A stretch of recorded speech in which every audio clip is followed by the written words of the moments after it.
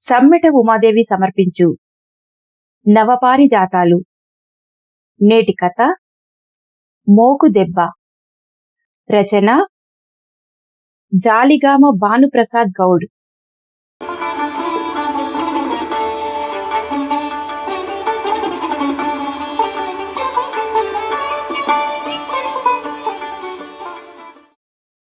ఎర్రటి ఎండ. సూర్యుడు నిప్పులు కక్కుతున్నాడు. ఇంటి ముందు ఉన్న గన్నేరు చెట్టు నీడలో కోలాపై నేర్పు వేసి నిష్టగా ఉలిని నూరుతున్నాడు రామగౌడ్. పొడవాటి కట్టెను చేత్తో పట్టుకొని ఇంట్లో నుంచి గులుగుతూ రామగౌడు దగ్గరికి వచ్చాడు వాళ్ళ తండ్రి ఎల్లాగౌడ్. రామగౌడును చూస్తూ, వద్దు బిడ్డా, పటేళ్లతో కయ్యం పెట్టుకునుడు మంచిది కాదురా, మన దందా లాస్ అయితది, వద్దు బిడ్డా, నా మాటినురా అని చెప్తున్నాడు ఎల్లాగౌడ్. ఏం గత్తియే, నువ్వేం భయపడకు, వాడు ఏం పీకలేడు, భయపడితే గిట్లనే భయపెట్టిస్తారు, ఎదురు తిరిగితేనే మళ్ళా మన దగ్గరకు ఎవ్వరు రారు అని కోపంతో తండ్రితో అంటున్నాడు రామగౌడు. రామగౌడు మంచి గీతగాడు. వాని చేత్తో గీసిన కళ్ళు మస్తు రుచిగా ఉంటది. వాడు ముట్టిన ఏ చెట్టుకైనా బంగారమసొంటి కళ్ళు పడుతుంది. వాళ్ళ నాన్న నేర్పిన కళ్ళు గీతనే మనసు పెట్టి చేస్తూ పూట గడుపుకుంటుంటాడు. రామగౌడు గీసిన కళ్ళంటే చుట్టూ 10 ఊర్ల పెట్టు అందరికీ ఎంతో పానం. రామగౌడు ఊర్లే అందరితోని మంచిగానే ఉంటూ దందా చేసుకుంటుంటాడు.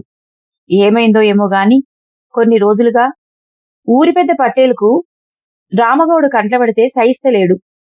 ఒకరోజు రామగౌడు కళ్ళు గీసి వస్తూ పటేల్ పొలం కాడ ఆగి పటేల్ను కళ్ళు పైసలు అడిగిండు. రామగౌడు పైసలు అడుగుడు పటేల్కు అస్సలు నచ్చలేదు. ఏమ్రా రామా, నన్నే పైసలు అడిగేంత పెద్దోడు అయినావురా అని కోపంతో అన్నాడు పటేలు. అయ్యో గట్ల కాదు పటేలా, పోయినసారి చెట్లు పట్టుకుంటే చెట్లు మంచిగా లేక కళ్ళు రాలే, మస్తు లాస్ వచ్చింది. ఈ ఏడాది కూడా చెట్లు గట్లనే ఉన్నాయి, కళ్ళు పడేది 2-3 చెట్లే, మీకు రోజు కళ్ళు ఉత్తగా వస్తే నాకు పూట గడవదు పటేలా అని దీనంగా అన్నాడు. వెంటనే పటేల్కి రేషం పొడుచుకొచ్చింది. ఏమ్రా, నాకొక్కరికి వస్తేనే నీ సొమ్ము మొత్తం పోతాందారా, నాకే ఎదురు తిరుగుతున్నావురా, నీ దందా ఎట్లా నడుస్తుందో చూస్తా బిడ్డా అనుకుంటా లుంగి పైకెత్తి కట్టుకుంటా పొలంకి పోయిండు పటేలు.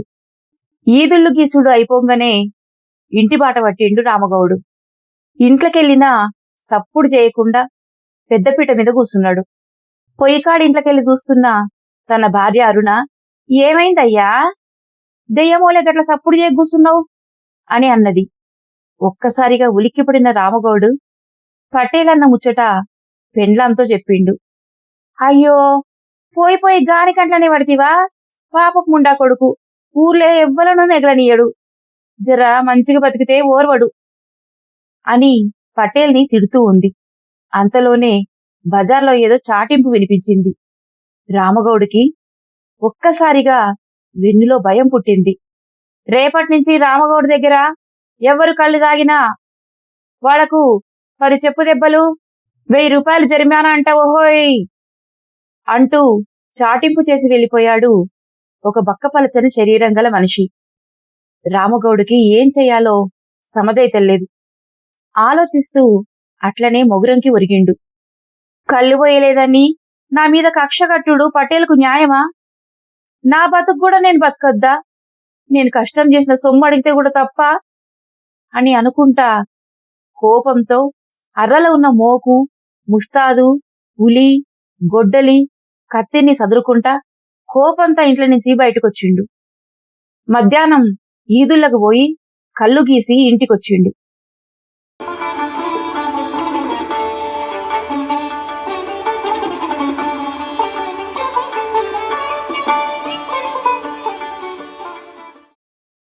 మర్నాడు ఉదయం ఈదుళ్లకు ఒక్క పురుగు కూడా రాలేదు. కళ్ళు మొత్తం ఉత్తగానే పాడైపోయింది. రోజు తాగేటోళ్ళు కూడా అటు మర్రి చూస్తలేరు.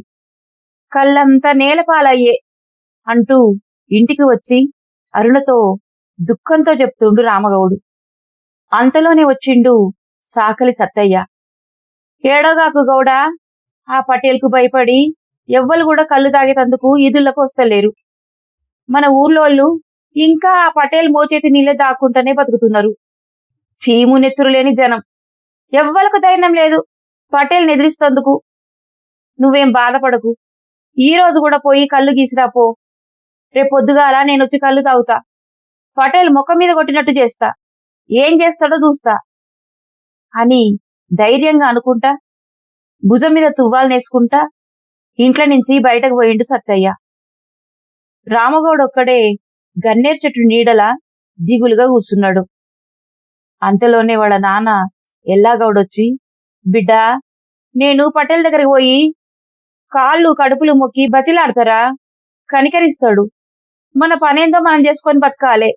కోపానికి పోతే పూట గడవదు బిడ్డా అని రామగౌడుని ఒప్పించే ప్రయత్నం చేస్తున్నాడు ముసలాయన. చెట్టు నీడలో ఉన్న రామగౌడు ఒక్కసారిగా లేచి, చెల్ నీయవ్వ, వాణ్ణి బతిమలాడేది లేదు, ఏం లేదు. ఇయాల పోయి కళ్ళు గీసుడే, పొద్దుగాల కళ్ళు అమ్ముడే, ఎవ్వనికి భయపడేది లేదు అని అనుకుంటా పనిముట్లు తీసుకొని ఈదుల దిక్కు బాట పట్టిండు. రామగౌడు ఈదులకు పోతుంటే చూసిన పొలంలో ఉన్న పటేలు కళ్ళు ఎర్రగా చేసి రామగౌడుని ఉరిమురిమి చూస్తుండు. ఏమీ పట్టించుకోకుండా పోయి కళ్ళు గీసిండు రామగౌడు. రాత్రంతా ఇంటిళ్ళలు సగం నిద్రనే పోయిండ్రు. తెల్లారింది. రామగౌడు లేచి మబ్బులనే స్నానం చేసి కులదైవమైన ఎల్లమ్మకు దండం పెట్టి ఈదుళ్లకు పోయిండు. ఈదుళ్లకొస్తానన్న సాకలి సత్తయ్య రాలేదు.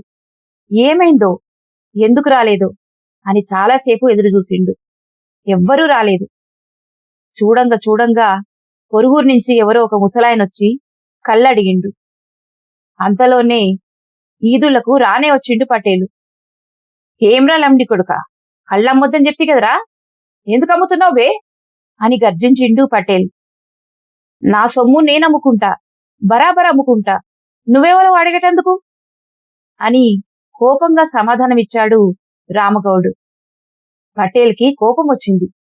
ఎడమకాలుకున్న చెప్పును రామగౌడు మీదకు విసిరిండు.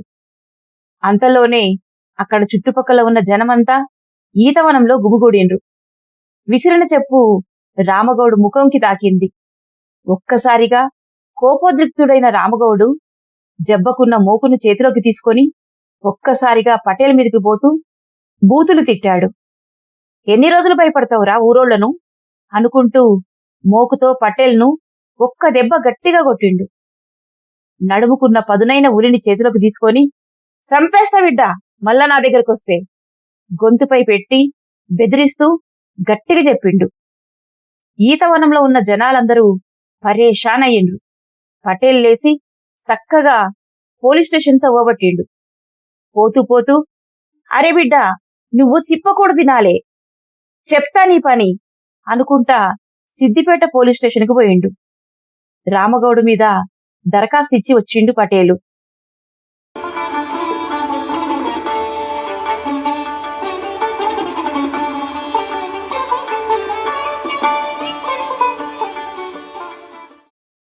తెల్లారి పోలీసోళ్లు దర్యాప్తుకు రానే వచ్చిండ్రు.